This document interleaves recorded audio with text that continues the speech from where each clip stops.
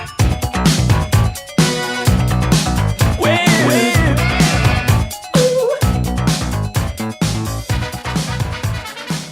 my name is Seth Meshko. I'm a 3D artist, and this is a demo of a rigging script that I created for setting up a hand in Maya. Let's just go ahead and show you how it works, and then we can kind of get in under the hood a little bit more in a moment. All right, but it's super easy to set up. You just select the root of the hand that you want it to set up on and run the script.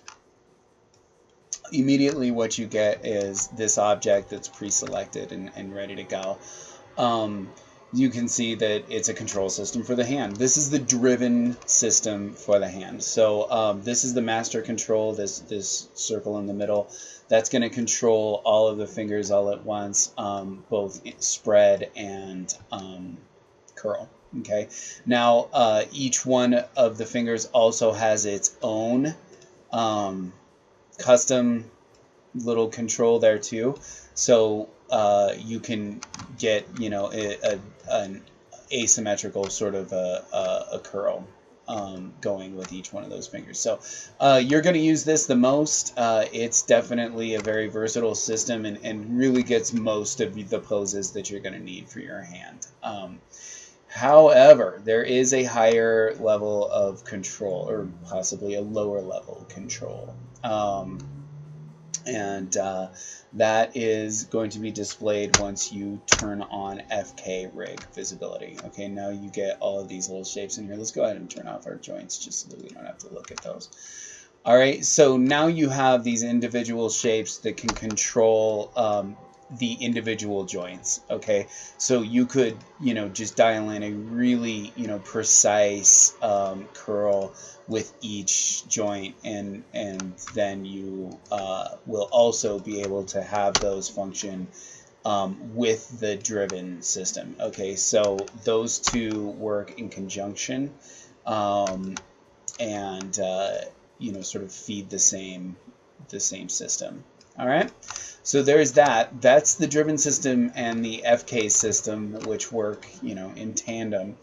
Then there's the IK system. Okay, so let's go ahead and we'll turn off FK visibility because it's just extra information. So turn on your IK rig visibility, and now here's what you've got. You've got this base shape that is the parent for all of these other shapes in here. Okay, so these are the individual fingers for the IK system. The way that you engage the IK system is you blend up the IK follow and blend down the FK follow, and now you've got full control with the IK system for placing your hand on like a tabletop or whatever. So that's kind of it as far as the controls go and stuff. It's a solid system. I've used it for a couple of animation projects now, and I really like it. But let's kind of go in and open up the hood and talk a little bit about some other stuff that's going on in here. So if you were to select these controls here, oh, well, first actually let's get our FK back up and our IK down, and then let's hide that IK. Okay, so there's some extra attributes in here. Okay, these are just a way to control the spread on the individual knuckles. Okay, of each finger. So you can kind of blend these, you know, up and down and make them, you know, have more or less effect, or the inverted effect, right? Like, so when a hand spreads, you know, the pinky and the ring finger spread in one direction, and then the thumb and the index finger spread in the other. And you can see that reflected here as negative amounts. Okay, these are keyable, so if you wanted all of your fingers to wave in the same direction at the same time, you could manipulate that here. These are also useful for sort of setting up, sort of custom spread controls for your particular hand, which may sort of change. You may find from, rig to rig, character to character, that those will change a little bit. So that's the main control here, but then you also have all of these curl multipliers. All right, so you may find that when you curl your finger, these will not all be the same. By default, they're all at 90, but you may find that you need, for instance, the last joint to curl just a little bit more, or a little bit less, or what have you. Okay, so that's a place that you can set these up.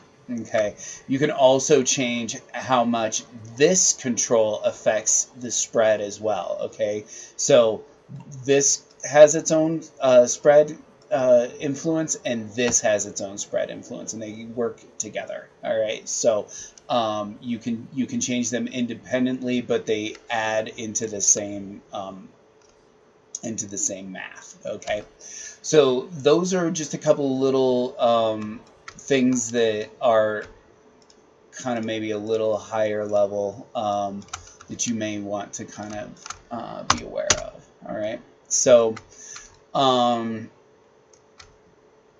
well, what else do we have here? I should tell you just some things that could potentially go wrong, and how you might troubleshoot things. First thing is, you can see that this character is facing down Z, right? This is a standard rigging practice, but if you're new to rigging, you might not know that. Your character should be built facing down Z, and then rigged facing down Z. Y is almost always up, and X is the right and left axis. Okay, let's kind of get our joints up and show them. Now, there is some degree of preference with this. I like my joints to largely be oriented in world space, if it works well for them to be oriented like that.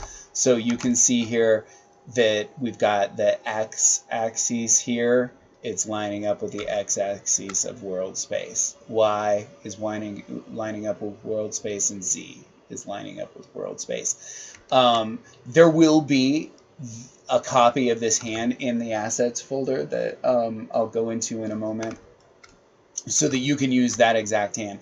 It will not work on just any old hand. If you've got like a weird joint pattern or something like that, you're gonna have problems. Okay, so and then also if you had strange sort of joint orientations, or orientations that didn't agree, you would have problems. You'd have problems with that with any rig, but this one for sure.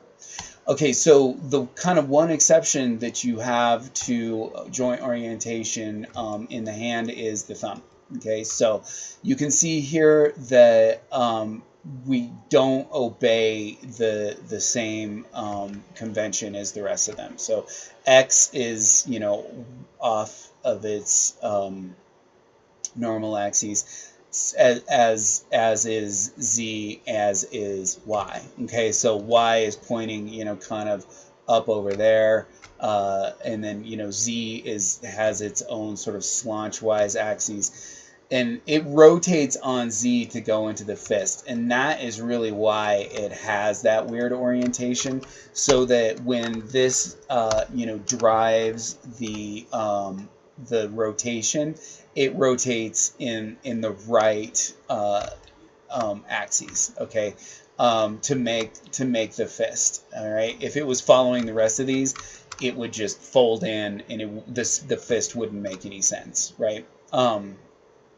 So there's that. Now, something that is really cool about the way that I have this set up is that it is a really clean rig, and let's go into what that is all about over here. So when you set this thing up, you're going to have two little groups over here, okay, that will appear in your scene.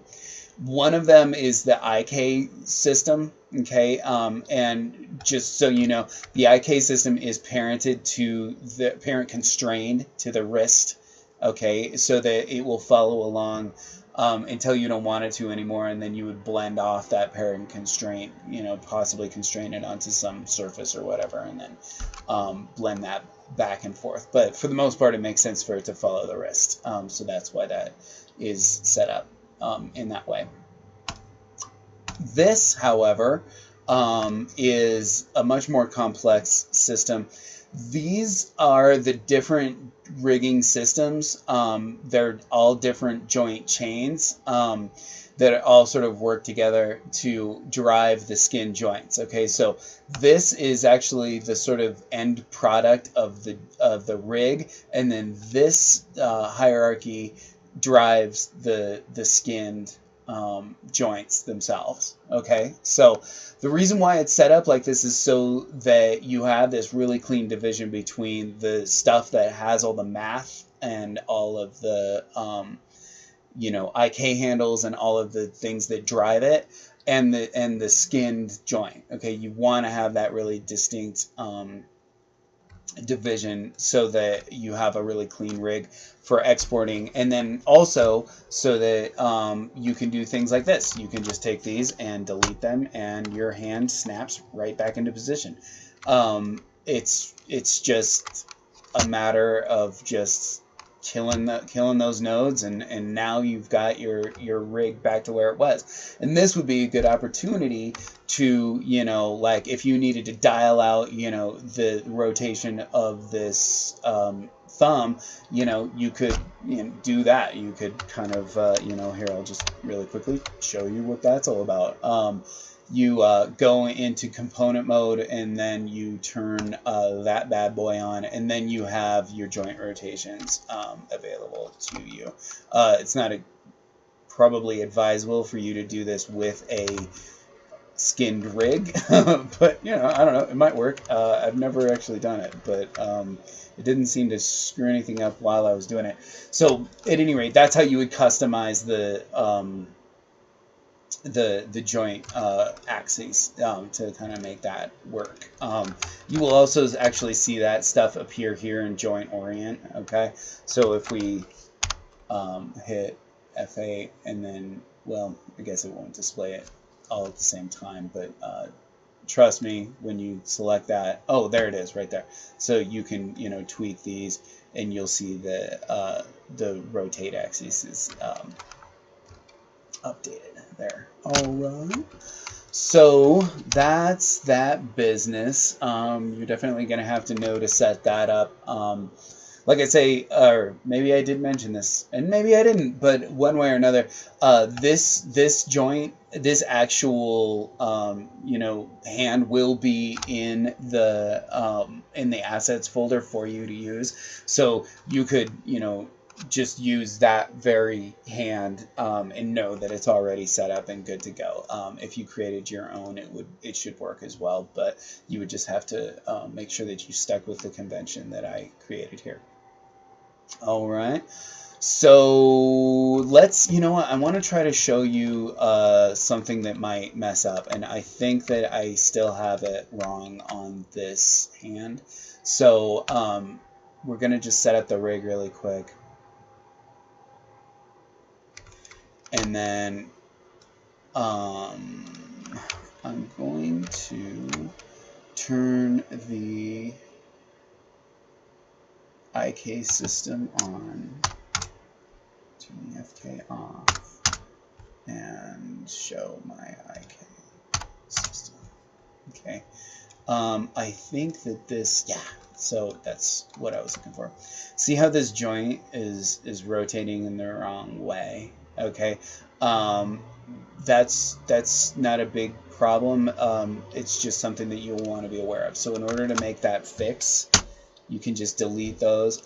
You select this joint chain, you create a bit of a bend in it, and then under skeleton, set preferred angle will dial that out. Okay, now you can just go back to 0, set this puppy up again, and you'll be good to go. Like, this is what's so cool about this rigging system is, like, if you just are testing out your hand, you're trying to figure out, you know, like, the topology, and you're trying to figure out the joint orientation. Setting this rig up and taking it back down is so freaking fast that, you know, it just enables you to iterate really quickly. So let's go back in. Let's turn on our IK follow, turn off our FK follow, and turn on our IK visibility and see if we fix that.